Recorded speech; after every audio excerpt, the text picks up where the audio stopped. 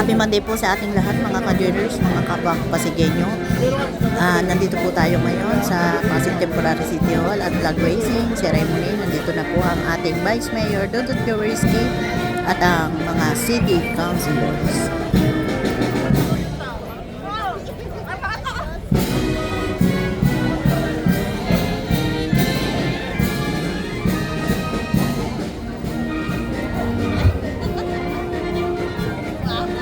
After makulay, naging black. After ng makulay, black naman. Pinapaalam po ang pagdating ng ating punong lungsod, kagalang-galang Mayor Vico Soto at ang mambubuo sa 12 sangguniang panglungsod sa pangunguna ng ating Vice Mayor Dudut Jaworski Jr.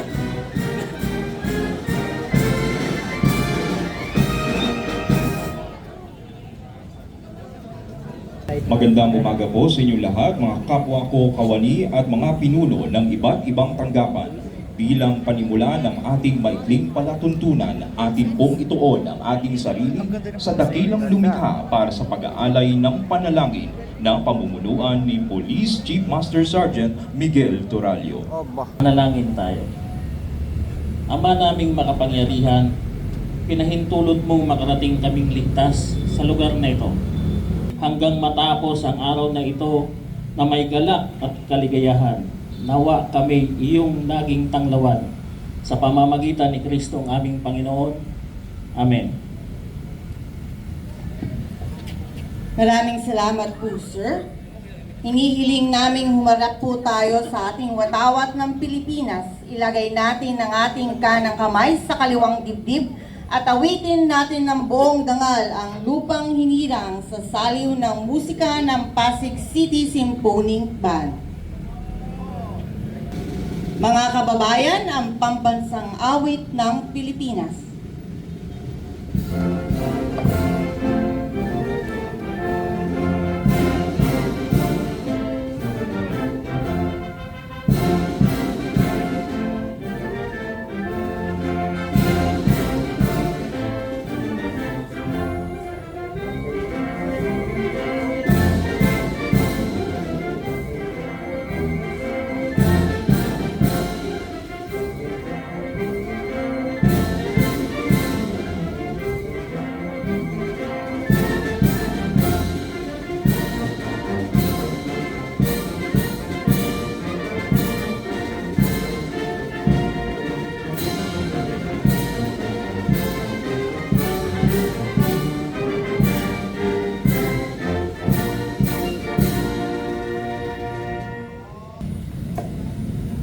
Manatili po tayong nakaharap sa ating bandila para sa panunumpa ng katapatan sa watawat ng Pilipinas na pangungunahan ni Police Captain Richard Tomas mula sa Pasig PNP.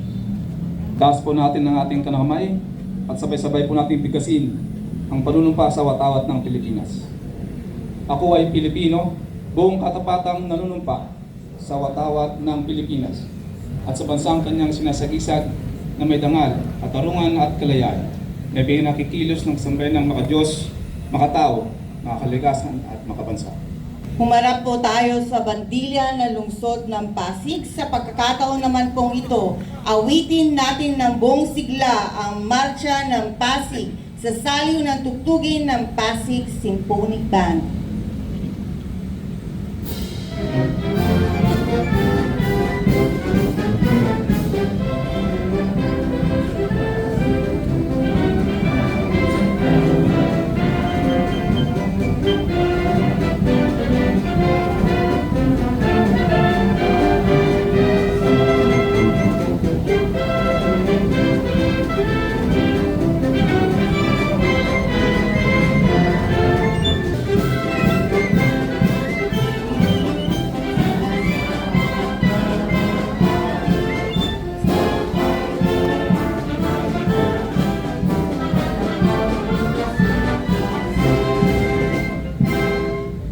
Lieutenant Aurora Joy Manuela mula sa Office ng Station Community Affairs Section ng Pasig PNP. Ako ay isang lingkod bayan. Pangangalagaan ko ang tiwalang pinagkaloob ng mamamayan. Pipigilan ko at isasiwalat ko ito tungo sa adikain ng matatag, maginhawa, at panatag na buhay. Sa mga tungkulin at hangaring ito, kasihan nawa ako ng may kapal. Pakibaba pang kamay.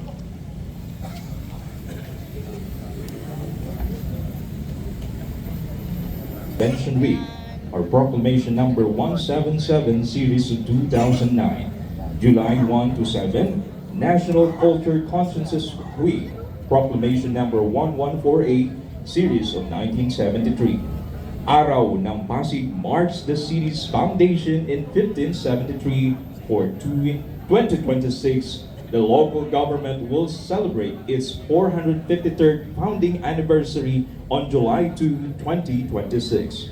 And for July 4, Republic Day, Republic Act number 4166 of 1964, Proclamation 811 Series of 1996. Ngayon naman po, dumako tayo sa isa sa mga tampok ng ating programa, ang pagkilala sa ating mga natatanging kawani, ating bigyang pugay ang mga nagpakita ng kahusayan, dedikasyon at tapat na paglilingkod. Ang kanilang mga nagawa ay nagbigay ng karangalan sa Pasig City Police Station. Sa puntong ito, maaari po ba nating hilingin ang ating kagalang-galang Mayor Vico Soto kasama ang mga lokal na opisyal ng Lungsod Pasig. May we request also our Chief of Police, Police Colonel Hendrix B. Mangaldan upang igawad ang mga sertipiko.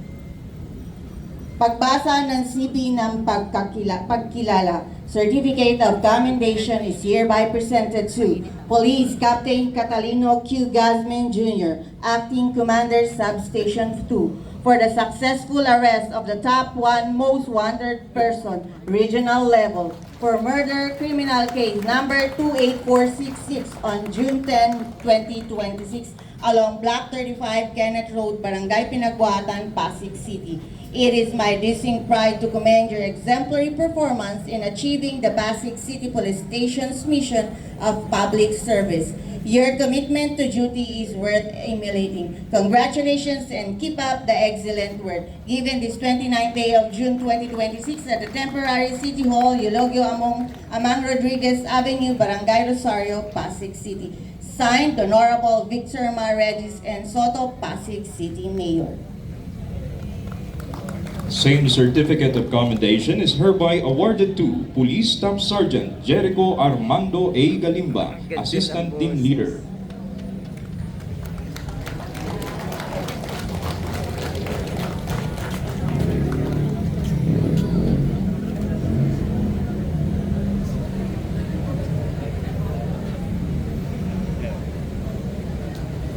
Same certificate of commendation is hereby awarded to Patrolman Dionisio L. Valera Jr., Arresting Officer.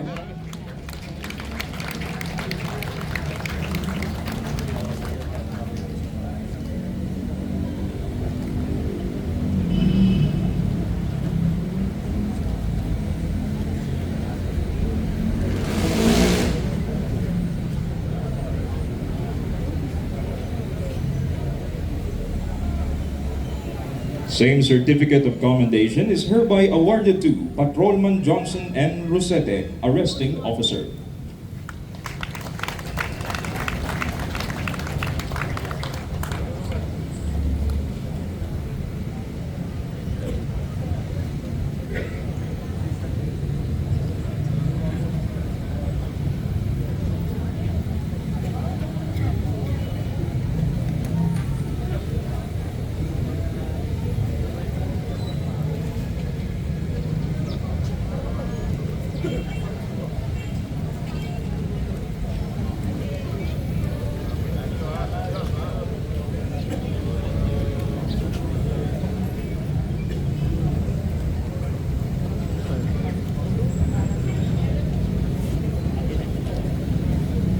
At this juncture, may we request Honorable Councilor Ronald Alan M. Raimundo, sir.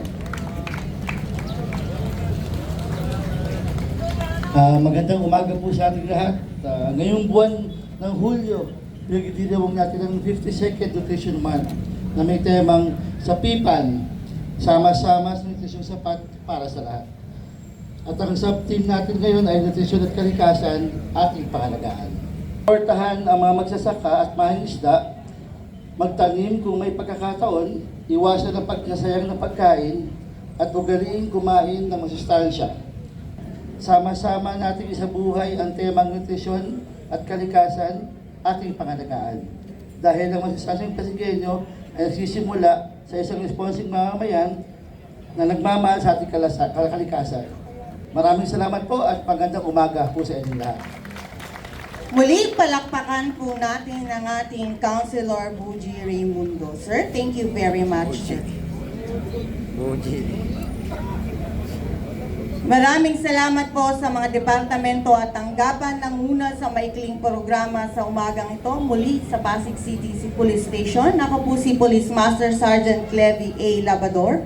Ako naman po si Police Staff Sergeant Michael Panuccio mula sa Pasig PNP. Kami ang naging guro sa palatuntunan ngayong umaga. Maraming salamat po.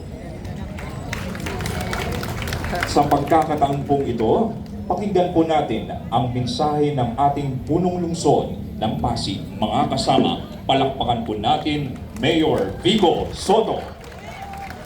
Maraming salamat. Magandang umaga sa inyong lahat. Para tayo na sa radio show ngayong umaga. Vice Mayor Dodot, sa ating Sangguniang Panlungsod, sa mga kawani ng ating nasyonal at lokal na pamahalaan, sa lahat po ng ating mga kasama. Siyempre, unahin na rin natin ang ating mga kapulisan mula sa PNP Pasig. Congratulations sa mga nabigyan ng pagkilala ngayong umaga. At higit pa ron, ay congratulations dahil laging nangunguna ang Pasig PNP sa mga police station sa buong Pilipinas. Maraming salamat po sa inyong serbisyo sa ating mga kapwa Pasigueño. Happy Nutrition Month din po. Nasa ng mga taga-nutrition office? Mainit ba dyan? Kanina may tao sa second floor, natakot ako. Si ma'am kanina nandun nawala na siya. Sana totoong tao yun, ano. Madilim-dilim pa kasi. Papasalamat, nakikita ko nandito si Sir Rodel at maaring nandito rin si Sir JC at yung mga kasama natin mula sa DRMO. Sa pangungunan ni Sir JC at Sir Rodel, may delegasyon po tayong pumunta sa Mindanao. 3 LGU po ang pinuntahan nila at naghatid po ng tulong mula sa mga Pasigueño. Alam po natin, nakita po natin yung malakas na lindol sa Mindanao. Masaya po tayo na kahit papano mga Pasigueño ay nakatulong. Patuloy natin pinagdadasal ang mga nasa lanta, mga tinamaan ng lindol. At para sa kaalaman po ng lahat, ang pondo po na ito, 5 million total para sa 3 LGU, ay galing po sa ating Disaster Risk Reduction and Management QRF o Quick Response Fund. So ito pong Quick Response Fund ay ginagamit talaga para sa gantong mga pagkakataon. At pasalamat na lang po tayo na hindi natin siya kinailangan pa dito sa ating lungsod, kaya pwede na po natin siyang itulong sa ibang lugar. Muli po sa mga kasama sa delegasyon natin, hindi ko na po isa-isahin ang mga pangalan ninyo, pero maraming salamat po at kayo'y personal na punta doon. Yun lang po muna. Nakita ko rin pala yung resulta ng survey natin tungkol sa ating 4-day work week at mukhang karamihan, actually overwhelming ng majority na natutuwa sa 4-day work week. Kita niyo naman, guys, yung resulta. Naantay ko na lang din yung feedback mula sa mga kliyente, mula sa taxpayers at sa mga kapwa nating Pasigueño. Pero sa ngayon kasi halos sa totoo, wala naman akong reklamong natatanggap mula sa mga kliyente. At yung mga opisina naman na talagang kailangan manatiling bukas kahit Biyernes, kahit weekend pa nga, ay nananatili naman bukas. Halimbawa, LCR sa death registration, kahit Friday, nandyan po sila. Kasi Hindi mo naman pwede i-timing kung kailan ka mamamatayan. Kaya, ano po natin, na bukas siya kahit Friday para hindi ka mag-aantay ng 3 araw. Kung na rin, namatayan ka Thursday ng gabi, mag-aantay ka ng 3 araw, kawawa naman. Ano? So, yung mga kailangan manatiling bukas, ay bukas naman.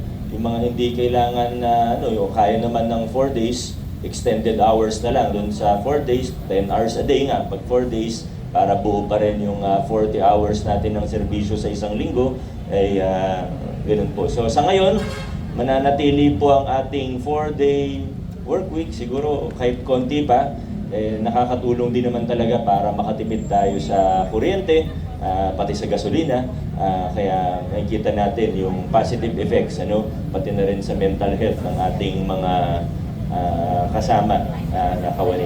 So yun po, okay naman po sa inyo yun, parang mas pabor sa karamihan. So yun po, maraming salamat sa ating lahat. Adjourn na po tayo.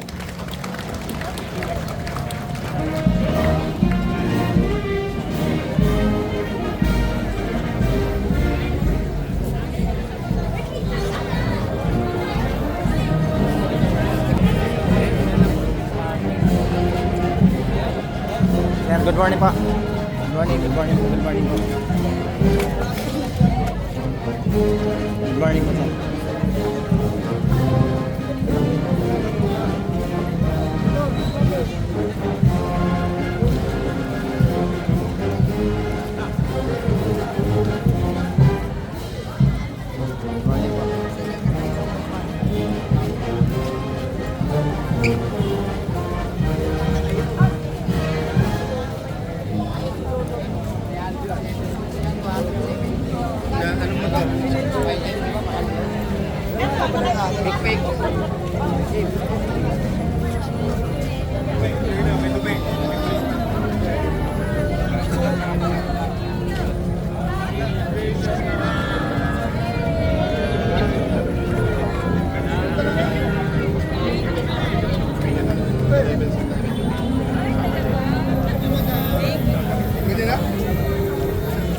Patagilid eh. Okay lang? Kasi para... okay lang, para hindi silang sa araw. Okay lang po yan, kasi pati silang tayo sa araw.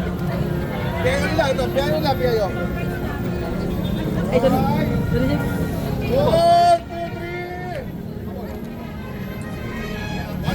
3! One more po! Sige po!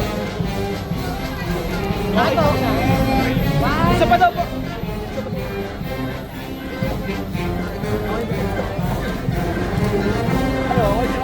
Okay na.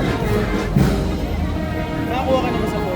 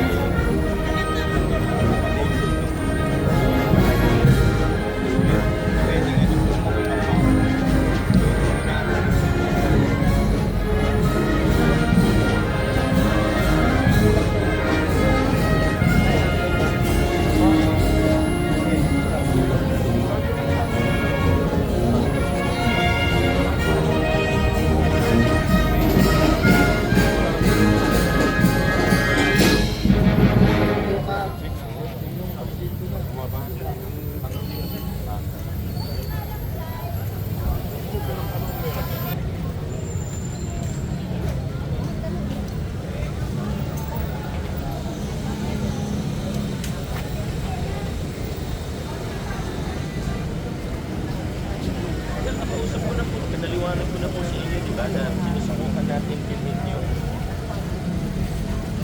Di ba po? Pero mukhang papayag naman. Nag-negotiation stage na po tayo. Tingin ko papayag naman. Na lang yung price ko na pababa. Tapos,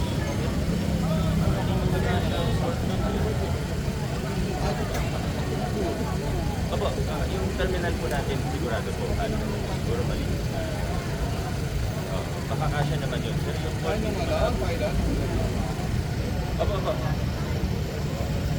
I-update ko kayo kung mag-alala ako masabi na lang sa may pero ano po, nakapag-overnight